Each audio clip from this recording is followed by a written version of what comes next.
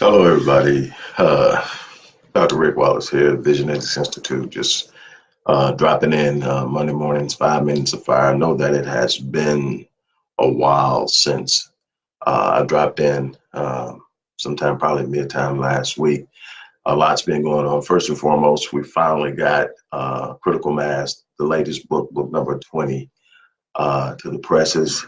This is going to be the last week that you can pre-order the book at a reduced price. We will be dropping it at the end of the week. Man, it has been a journey getting this in. I'm talking about close to 30 chapters uh, of just inspiration, direction that'll allow you to create separation from the pack and really and truly improve your positioning in the world, and not just in finance or business, but in your marriage and in your parenting, in your self awareness, which is so important. I believe everything starts with a sense of identity, of understanding who you are, and becoming acquainted with your purpose and letting your purpose fuel the passion that drives you. That automatically raises the level and the standards of which you will demand of yourself and you will perform. So I'm excited about it. But again, this is going to be the last week. You can order at a discount price. The link is in the description box or the post box, wherever you're watching this at. You know what I mean. Look, I'll be real brief with you this morning. 5 minutes of fire. You know how I go with 5 minutes of fire. It's really 5 minutes times something, whatever that something is for the day. But anyway, one thing, when I think about with, the basketball playoffs coming to, culmination, we're now in the finals. You keep hearing the term professional basketball player, but the truth of the matter is, anybody that does what they do at a level that people pay them to do it is a professional. The problem is most people don't see themselves as professionals. They see themselves as employees. They see themselves as workers. They see themselves as wage earners, and they don't identify with being a professional. Most people tend to see professional as some sort of moniker that's applied to white collar workers and athletes. That if you're not a white collar worker, if you don't wear a suit, you can't be a professional. No, a professional states that I don't do this as a novice. I don't do this as a hobby.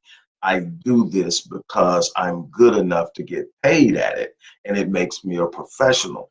And when you take on the mindset of a professional, you tend to approach what you do with a different mindset. Now, those of you who know me know that I'm about being a person who optimizes. Do what you do, and if it's all possible, do it for you, by you, through you. But at the same point in time, I'm a believer that if you are an employee, you need to be the best possible employee at that time, at that moment, that you can be. Why? Because that expresses your professionalism. It's not the way you dress. It's not the title behind or before your name. It's the manner in which you approach what you do. See, a professional gets up and goes to work. They get up and they go to work no matter what, no matter how they feel. A professional, unless there is something really seriously wrong, there's a lot of days that they're sitting at their desk, or they're at their job, or they're on the site, or they're in the gym, whatever their profession is, and they don't feel up to it. They don't feel well. They're sick, actually. Where most people would call in, they're there.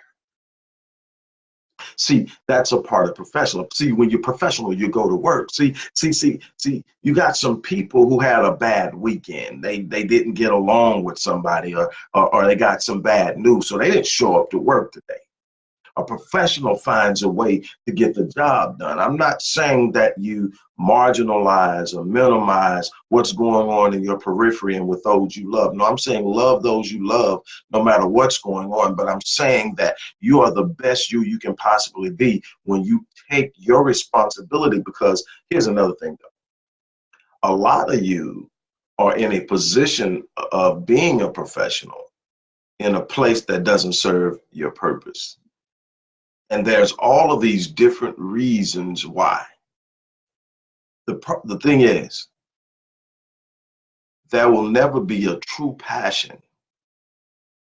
There will never be a true monumental surge of commitment and effort where passion does not exist. And while most people think it can, because we live in a world that glorifies money, we live in a world that makes money a necessity, or at least currency a necessity. And so money is the most fluent form of currency. So we tend to see money as the end all be all. But the truth of the matter is, not even money can be the passion that fuels you for the time and the length of life that you have. There's got to be something greater. There is something greater. Something greater is your purpose. Something greater is that thing of understanding who you are, that sense of being, of understanding why you exist, why you're here. What were you designed to do? How do you fit into the grand scheme of what's going on in this universe? Because that's where you will find the passion that will push you through the difficult moments. Because see, if it's just about money, you'll start it and then you'll find out that no matter what path you choose, there's going to be some difficulty. You do not circumvent the struggles of life. The vicissitudes of life are going to roll into your paradise. You've heard me say that a million times. Look, you're not going to circumvent the struggles and the vicissitudes of life. That's not how you get through this world. So that's coming no matter what path you choose. So all these choosing of easier pathways is not going to produce any less of a struggle than if you attack that thing for which you were designed. So you might as well prepare yourself to go off into the struggle of being the best you can be, because that's where you get paid, not in the sense of money. See, money will fuel you for a while, but what will happen is you'll hit that hard time and you'll realize that so-and-so is doing this over here and they're making money, and it seems a little bit easier than what I'm going through now, and you jump. That's why you've got so many people that start stuff that don't finish it. Why? Because they're doing it for the money. See, the money is kind of, the whole idea behind money is funny. It's because if that's what's fueling you, you'll follow it all over the place. You'll find out somebody's making money over here. Somebody's doing this over there. This person is doing this. This person's doing this. And they'll tell you, I'm getting this over here. I'm doing this over here. I'm doing this. And so when it gets a little rough right here and it doesn't seem to be going the way you want, you jump ship and you run and you can chase money all over the place. And that's why you got so many people living these capricious lives, because they're chasing the money. See, you got to have the money, but you can't be chasing the money. You need to be chasing your purpose. Why? Because your purpose doesn't change. Your purpose is a fixed destination. It's how you live your life every day. It's not a goal. It's a reality. It's what you live. It's what you stand for. It's what people see when they see you. And if you are not living in your purpose, if you're not living out your purpose, then every time you hit a rough spot, you're going to go chase the money. But if you start living in your purpose, if you wake up every day and you're committed to your purpose, you'll find yourself sinking into your purpose in the most difficult of times and finding a place of sanctity, a place of peacefulness, no matter how turbulent the storm. I'll give you a prime example of what I'm talking about. Well, a lot of people couldn't understand how the basketball player Isaiah Thomas, the new one, not the old one, Isaiah Thomas, was able to come back and play basketball in just literally days after finding out that his sister had been killed. And what they didn't understand was he had lived his whole life buried in basketball. It was his place where when things weren't going right in school, or when things weren't going right at home, he would grab his ball and he would go to the basketball court, sometimes late at night, and he would shoot jumpers and he would dribble the ball, and it was where he sunk himself. It was where he found his place of peace. It's where he brought joy to other people when they watched him play. It was where he showed people, just because of your size doesn't mean that you can't play the big game. It's where he literally lived out the impossible in his life. So that's where he was comfortable at. It was where he found a place of peace from all of the turmoil that he was going through. Reason most of you can never find peace, because you're not living in your purpose. Go to work.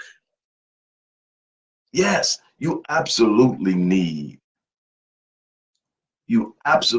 to be making money, but you also need to be living in your purpose. And you can't sit up and say that they're different, they're separated. No, they're not. Everything you need is in the purpose. When you're living out the purpose and you're fully invested in the purpose, when you're doing everything you can, when you're being the best you can possibly be, your gift will make space for you. Your purpose will make space for you. It will sit up and establish you. When you start bringing value to the lives of other people through the living of your purpose, it will make space for you. There's all these different reasons. You know, I posted something earlier today. Yeah.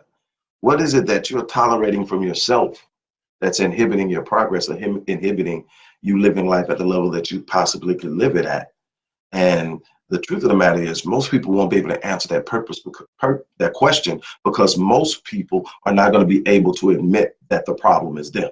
See, most people will find all the other reasons why things aren't happening. They'll find who they can blame. They'll find situations. They'll find all the other things except for looking inside of themselves.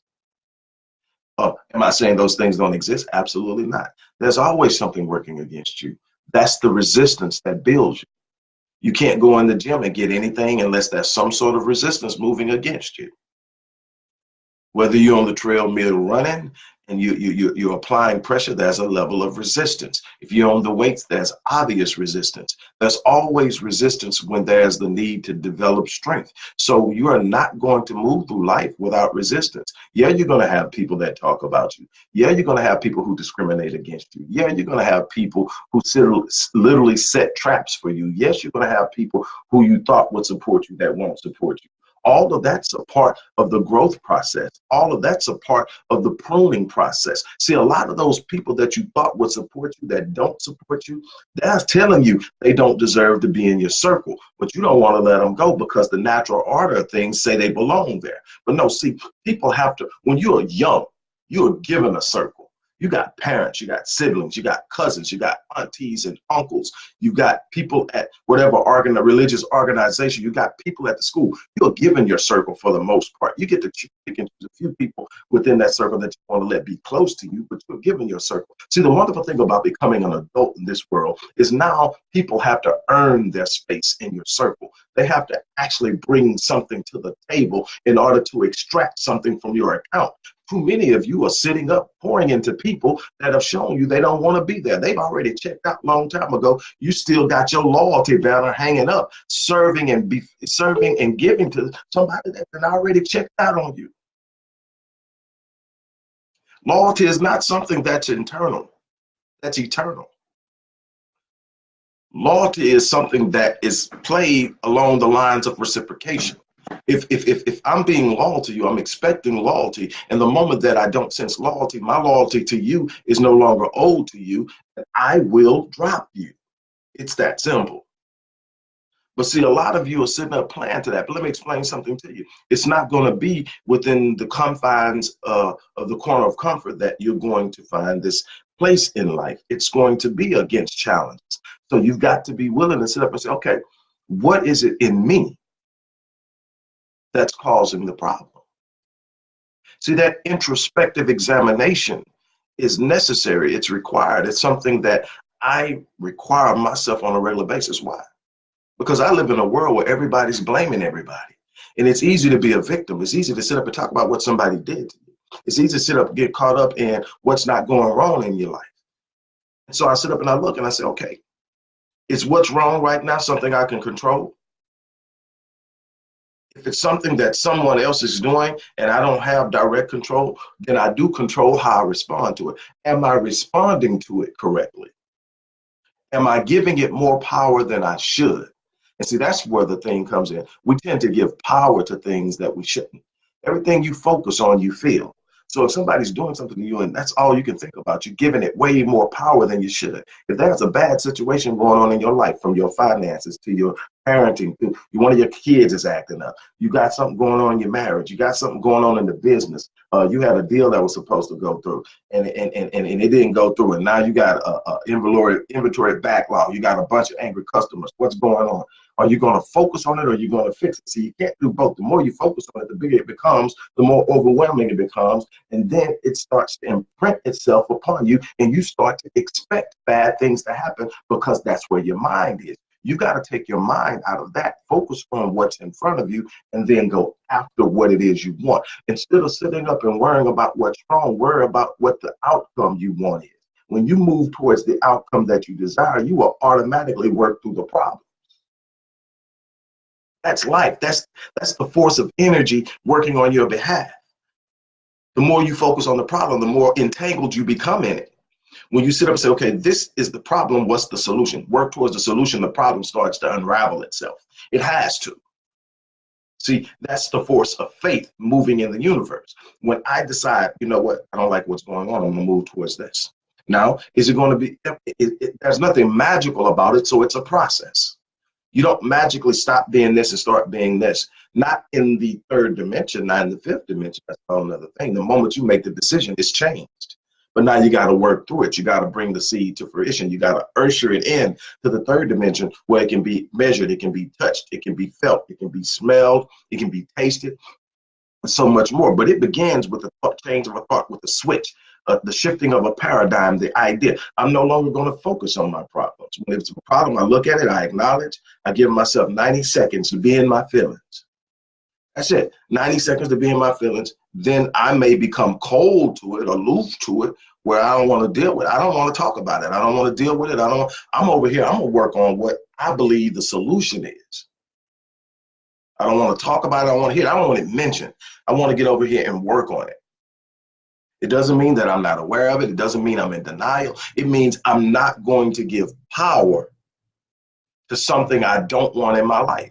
And every time that I talk about it, every time that I mention it, every time that I focus on it, every time I lie, let me tell you something. There's something, regardless of your faith system, I'm talking principles now. So I know I got a lot of different people from a lot of different backgrounds. So what I'm talking is principle. Now, there's a part in the Bible where Paul says, be anxious for nothing.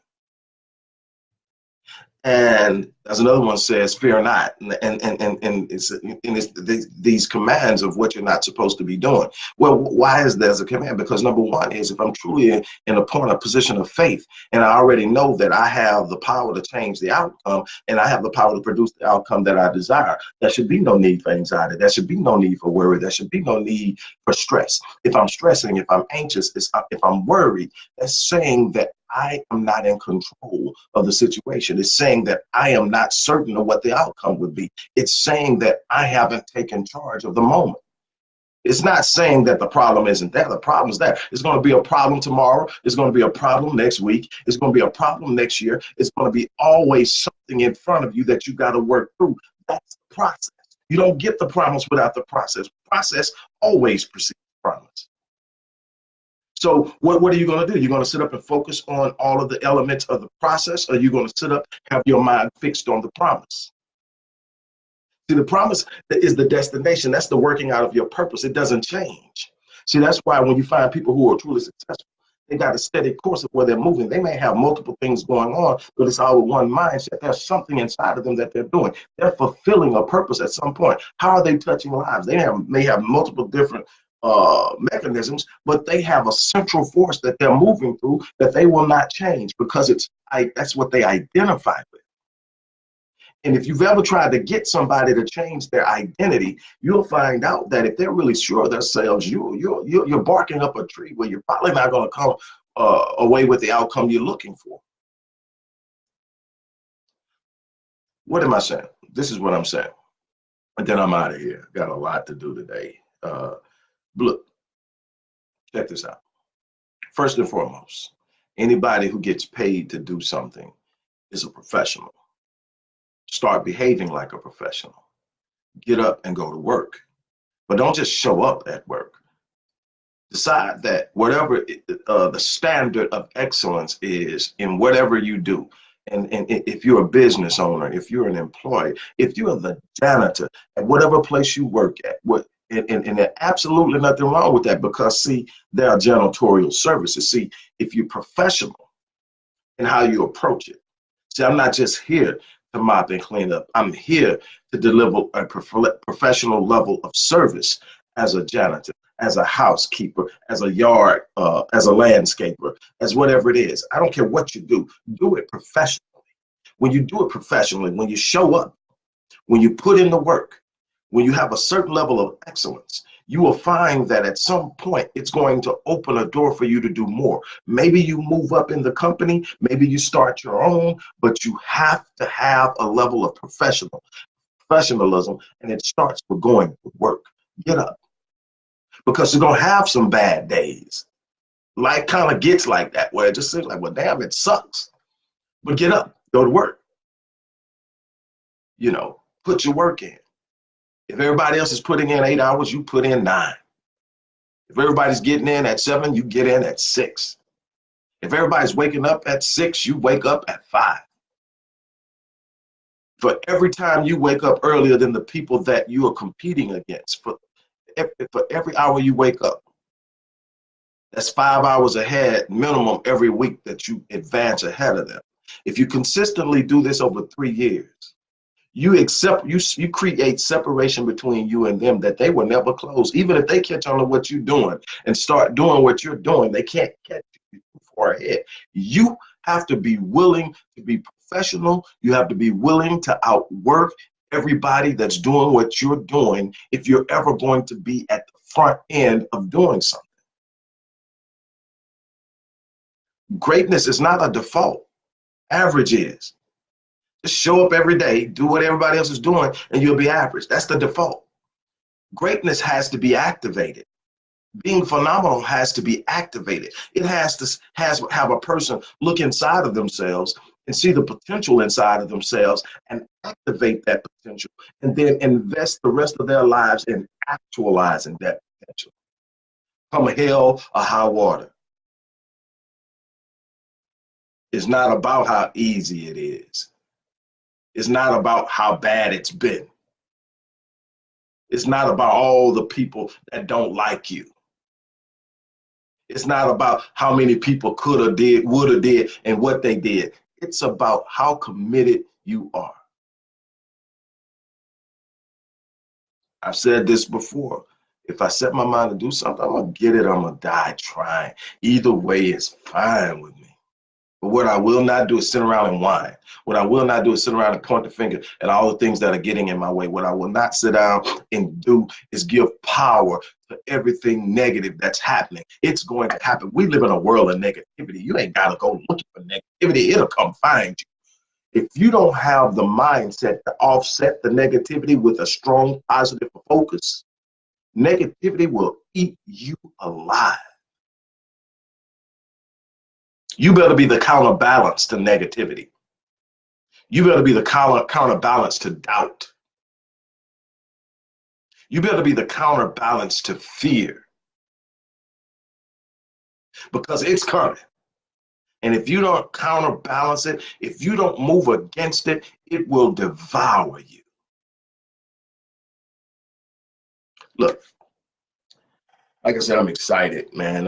This finally reaching the week where we are going to be releasing Critical Mass book number 20.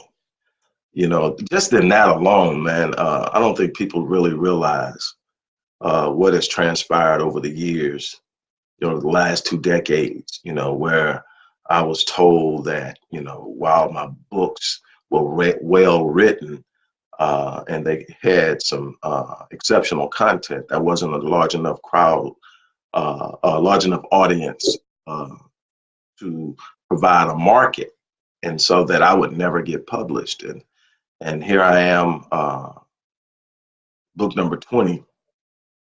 And so the perseverance that went through that, the mindset and commitment of finishing what I started, is crazy, and that's just one area in my life. And if I could leave you with one thing right now, it would be, don't allow your moment or your current condition to define you, because I've been around long enough to see the ups and the downs, the good and the bads, the setbacks, the results of making poor decisions. And what I can tell you is, if you have a commitment to rise, I don't care how far you fall, and I've fallen, you'll see yourself climbing out. You'll see yourself. And then what will happen, though, is if you have a proclivity to give too much gravity to your current condition, you'll get to a moment where things don't look the way you think they should. They're not where you believe they should be, or you're not where you thought you would be at a certain time. And if you give too much gravity to your condition, you'll find yourself beating yourself up, falling back, giving power to the moment. And the moment becomes so big that you can't escape.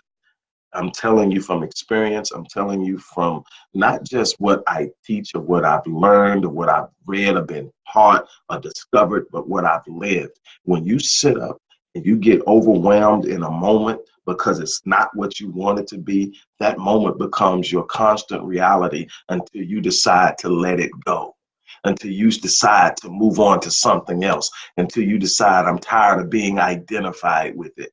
And because it's your decision, you're going to decide whether or not you identify with it or not. Yeah, stop letting other people define you. Stop letting what other people think of you define you. Stop letting what somebody says about you, their random opinion about your situation, be your defining moment. That's why knowing where you're going and having specific ideas of how you're going to measure it is so important, because if you don't have nothing to work toward, it's so easy to just shift directions just to feel a little bit easier or feel a little bit less stressed because this road just seems easier right now. But I guarantee you walk it long enough, you're going to find problems. You're going to find difficulties. There's no road going anywhere that doesn't have problems. Even the road that goes nowhere is going to bring problems. I promise you it will. And why sit up and have to go through the promise and not have something on the other side of that struggle that makes it worthwhile? That's found in purpose. Look, I don't have any blueprint for ease. I wish I did. I don't. Everything I've ever had worth having, I had to fight for it, wait for it, push for it, get the crap beat out of me for it. I mean, in life, never sit up and said, you know what? You did pretty good the last two times. I'm just going to let you slide through. There are those times where I have momentum, but the work is still required. The patience is still required. The perseverance is still required. All those things that are necessary for me to achieve success consistently, they're still required. It may come in greater frequency because of the momentum. But it's not because it's easy. It's just because I've pushed and I've pushed and I've pushed till I've started to build momentum. Just imagine if you get something going and every time you hit a rough spot, you back up and you got to start over. That same hard push it took for you to just get started, you're starting over again. And you're wondering why it's the way it is. It's because that's it. You know, and this isn't me talking. These are the universal laws of life. This is when you study people who are successful, people who are not successful, and however you measure success. That's your choice. Success is not the same for you as it is for me. You got to determine that. And you should never shrink back or dwarf what you believe is successful based on what somebody else does or thinks. You've got to live this life. You've got to be the one that's going to look back at a certain age and say, you know, there's this saying in Christianity, especially among old heads. You know, my grandmother said all the time, all I want to do is hear well done. And that's fine. That's fine. You know, if God's assessment is, before I ever get to the point of having an assessment of my designer, I'm more afraid of what my own assessment of my life will be. Because if I can't look at my life and say, well done, how in the hell am I expecting God to? If I can't examine my life and say, you gave it everything you had, you never folded, you never quit, you never relented, you never surrendered, you never turned around, you never gave up, you gave everything you had. If I can't say that, how am I expecting God to say, well done? You know, so I don't have to go that far. I want to be able to look at myself and say, you know what, you came, you saw, you conquered. I'm going to leave this place on an E. That's the goal. When you do that, if you leave this place on E, let your legacy speak for you after that. You're gone. Let your legacy speak for you. Whatever it says, it'll say one thing for me. He never quit. And if that's my legacy, I can live with that. He never quit. You know, some of you know some of my story. None of you know at all. But I done had the crap kicked out of me. You know, every day I wake up and I look at myself and I ask myself, is this where you wanted to be when you thought about this 5 years ago, 10 years ago? And the answer is hell no. I could get mad, frustrated, point the fingers, talk about how things went on. But the truth of the matter is, I'm here because decisions I made, choices I made, that probably weren't the best at the time. And also, the way I'm laying my foundation requires a slow, steady pace. I'm not going for the fast win. I'm going for the long haul because I'm leaving a trail behind me that I'm hoping others will follow. It's frustrating at times, but I tell you what, I ain't quitting. I'm not quitting. Get up and go to work, whatever that is. Some of you, you got a desk. You should be at that desk. You know, there are times I get up, I feel like crap. First thing I ask myself is, okay, what did I do that I shouldn't have done that I feel like crap? Because of so much of what we feel and how we deal with our health is on us. So, you know, okay, I'm gonna try to do a little better. I'm trying to do a little better. And I'm in this process now where just totally trying to get right ain't easy, man. I mean, there's so many things that you don't give consideration to just in your diet that's literally sucking minutes out of your life. And it's hard. I'm not finna sit up and say I got that one figured out. That's a place that I'm consistently struggling and I'm having to work. You know, certainly when it comes to sitting down and going after something business wise, okay, I'm gone. I'm gone. Slow down, slow down. But there's certain other parts that inhibit how well I can do that. Because if you don't got the energy to go straight 16, 7 days, straight 16, 18, 20, 7 days in a row when it's needed, I'm not saying do that. You need your rest. I'm not saying do that on a regular basis. But there are some times you need to buckle in. And you're not buckled in because you just don't have the energy. And so you got to ask, well, why not? And I guarantee you a great deal of it is in your activity and when it comes to physical activity and in your diet. And that's something else I'm working on over the next several months. And, you know, it's just one step at a time. I'm doing better each day because I'm adapting new practices. Those who don't know me, I'm going way over, but look, those who don't know me know that I actually got my start in business, my own business, not investing in somebody else's business, but my actual own business in the fitness arena. As an athlete, I started my business, Stay Fit Fitness and Training, man, wow, forever ago. And that has morphed into what is now Master Fitness 21. I still run it not as a trainer or a personal instructor anymore, but as a researcher, program developer, and things of that nature. But so I know how to find what I need to find. It's just we have habits. And so I have to use the same principles I use with my clients and in my business to deal with that. But it's always something you're going to be working against. That's life. Life is what you make it. So start looking at some of the choices you're making, some of the decisions you're making, some of the power you're giving to the negative instead of focusing on the positive. And just take one step at a time. Like I said, this week is going to be the last week to get the book at a discounted price. The link is in the box. Go ahead, get your copy now because it will be full price starting Friday, I believe. So with that being said, I'm out of here. Live your life on full so that when you leave this place, you leave on me. That's my challenge to you. I'm out of here. Peace.